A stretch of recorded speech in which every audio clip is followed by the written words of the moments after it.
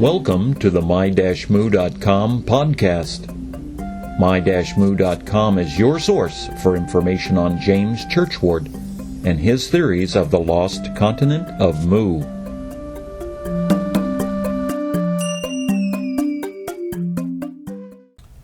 Podcast 22, Did James Churchward Earn the Rank of Colonel? Part 2. This is part 2 of a two-part podcast examining the evidence to answer the question, did James Churchward earn the rank of colonel? In part 1, we discussed the evidence that showed James was a colonel, and in this podcast, we will examine evidence to the contrary. First, most of the biographies written about James use the date of 1868 or late 1860s to identify the time period that he served as a colonel. Whoever wrote the material obviously does not understand that not many teenagers, that is, in 1868 James would have been 17 years old, were placed in command of large military units of the British Empire. James was not old enough to be a colonel in the late 1860s or 1870s, so his age does not lead credence to a claim of having achieved the military rank of colonel during that time period. Next, according to the official 1871 British census, James was living with his mother and 3 siblings in Croydon, London. It is possible that he was just using his mother's house as a home address for correspondence while he was away in the military, but the occupation block on the form would note this. James' occupation was listed as a banker's clerk. Actually, the form reads that he had the same occupation as his brother John listed above him, and brother John was a banker's clerk. Younger brother Albert is listed as a medical student, just in case you were wondering. In 1871, 3 years after leading the Bengal Lancers and Royal Engineers in faraway India, James was living at home with his mother and working as a banker's clerk in London. Either James goofed up something so bad that he was expelled from the service, or he was not a Royal Engineer or Bengal Lancer commander at the age of 20. Remarkably, James did marry Lady Mary Julia Stevens in December 1871 and became the owner of 2 tea plantations in Sri Lanka. One of them was named Hatherley, according to a copy of a letter from his wife.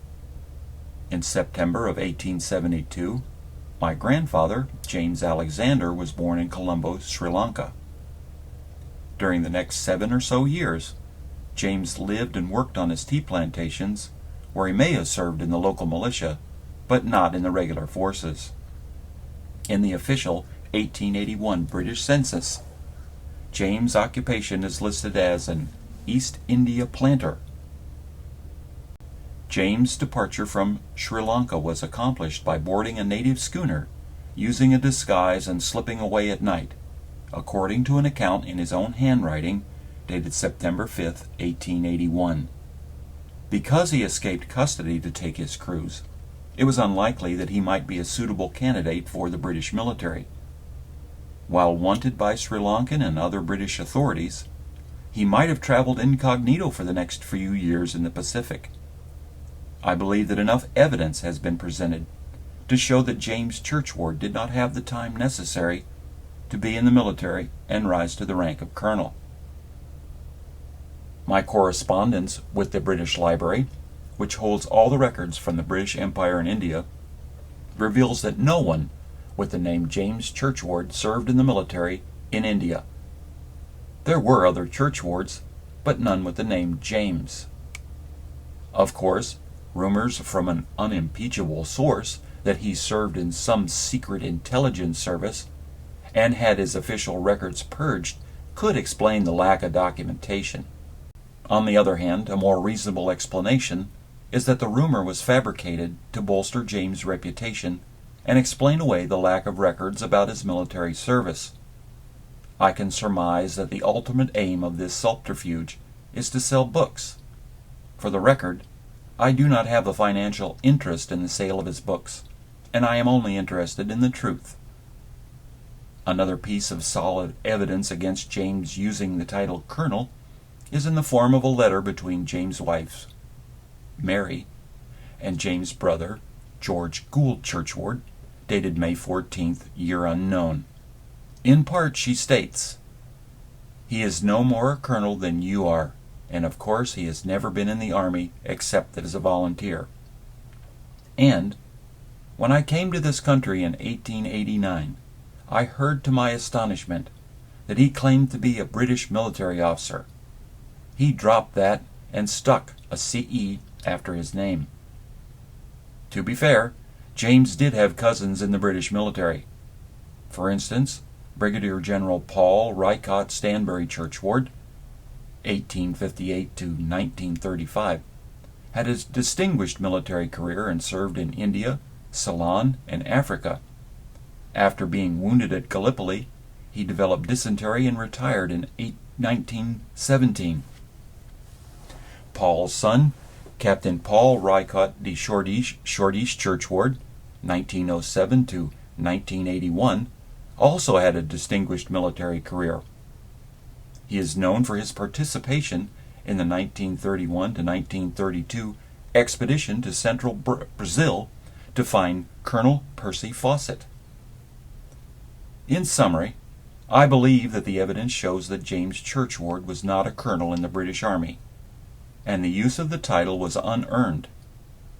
While this is the conclusion I reached given the evidence, I would be absolutely dumbfounded if someone did not disagree. If I have overlooked something, I am more than willing to reevaluate the subject with any new evidence that is presented.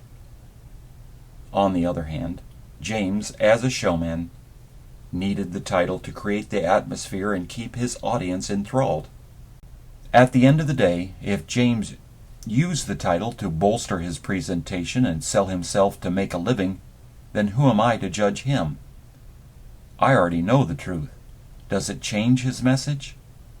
Is the underlying theme of hope through understanding overshadowed by the knowledge that James embellished his persona? I certainly hope not.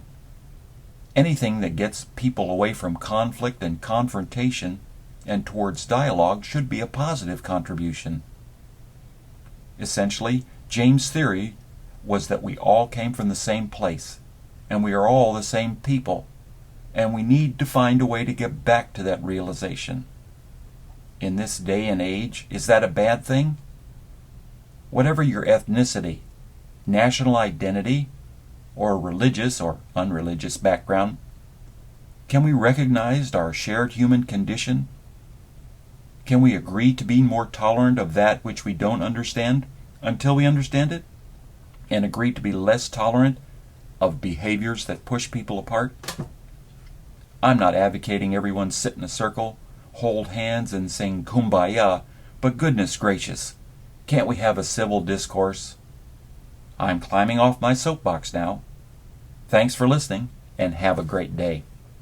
The my-moo.com podcast will be created on an irregular basis and address the state of the research, post interviews with knowledgeable people, and challenge the status quo to arrive at a more complete understanding of James Churchward and his theory of a lost Pacific Ocean continent.